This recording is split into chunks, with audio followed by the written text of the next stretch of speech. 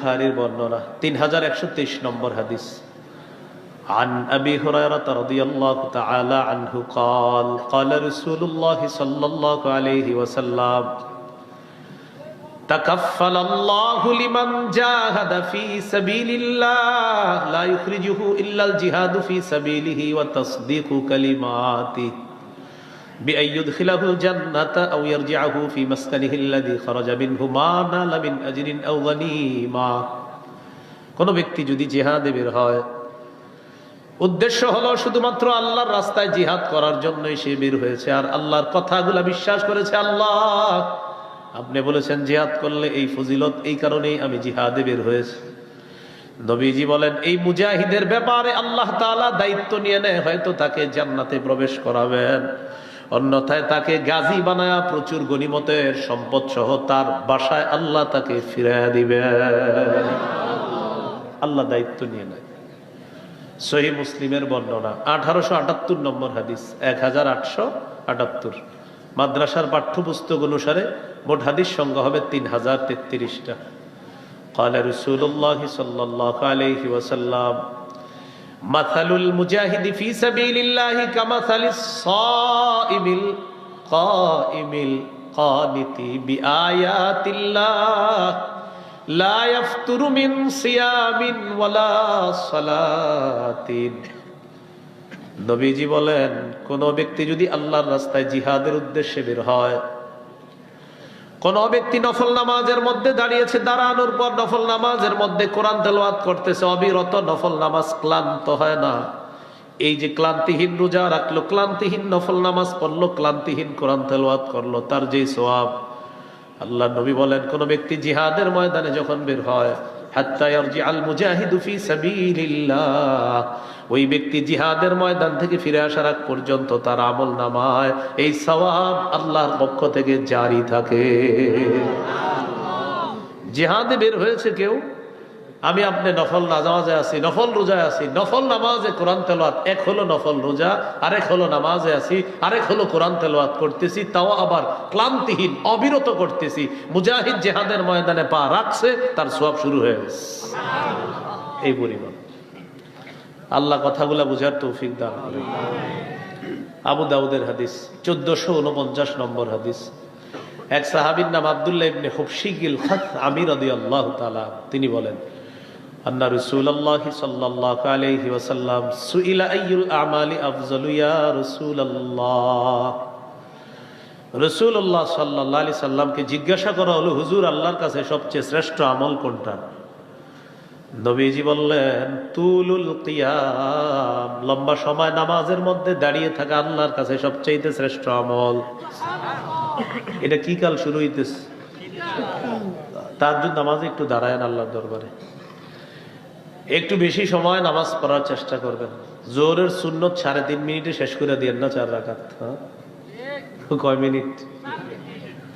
প্রথম 2 রাকাত তাড়াতাড়ি পড়ে, শেষের 2 রাকাত জামাত ধরার জন্য বুলেটের গতিতে পড়ে।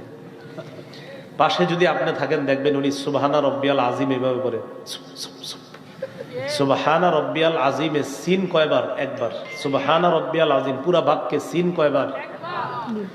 তাহলে সুপ সুপ সুপ 3 বার সু সু বলা মানে উনি 3 বার সুবহানা রব্বিয়াল আজিম পড়েছে।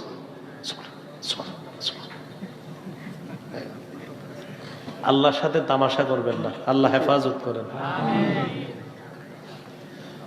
নবীজিকে প্রশ্ন করা হলো কোন আমল আল্লাহর কাছে শ্রেষ্ঠ? নবী বললেন তুলুল কিয়াম, লম্বা সময় নামাজে দাঁড়িয়ে থাকা। বলছিলাম শীতকাল তাহাজ্জুদ নামাজ পড়ার চেষ্টা করবেন। সহিহুত তারগীবের বর্ণনা 630 নম্বর হাদিসে নবী বলেন রাজুলুন কামা ফি লাইলাতিন বারিদাতিন মিন ফিরাশিহি ওয়া লিহাফিহি ওয়া দিসারিহি فقام ثم توضأ ثم قام إلى الصلاة।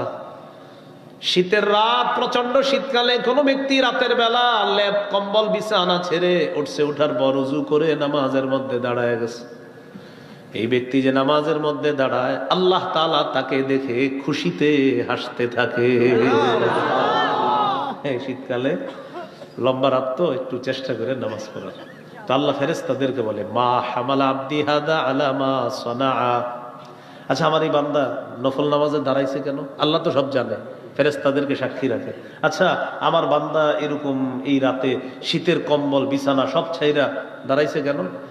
ফেরেশতারা বলে, আল্লাহ রাজা আমা ইনদাক ওয়া শাফকাতাম মিম্মা ইনদাক, আপনার কাছ থেকে সওয়াব পাওয়ার আশায় আর আপনার আযাবের ভয়ে। ভাই একটু আওয়াজ কমান ভাইজান, একটু আওয়াজ কমান, চারদিকের আওয়াজ কমান।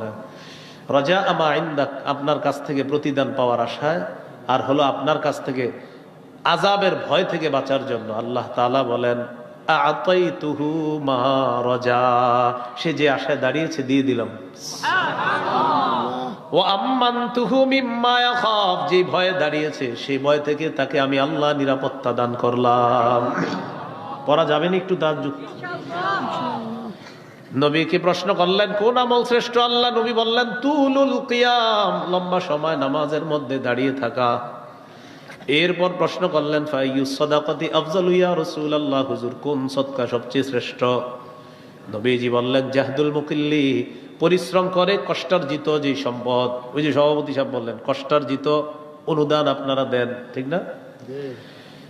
নবীজি বলেন, কষ্টার্জিত সম্পদ থেকে কোনো ব্যক্তি যদি খরচ করে, দান করে, সদকা করে, এই সদকা, এই দান আল্লাহর কাছে শ্রেষ্ঠ দান হিসাবে গণ্য হয়ে যায়।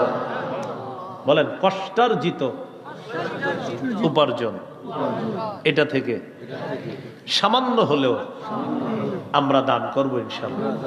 প্রতি মাসে যখন বেতনটা পাবেন, আপনি যারে পারেন, আপনার নিকটাত্মীয় গরিব কেউ আছে, আপনি তাকে কিছু সদকা করে দেন, এতে ডাবল সওয়াব হবে। এক তো রক্তের সম্পর্ক রক্ষা করার সওয়াব, আর একটা হলো দান করার সওয়াব।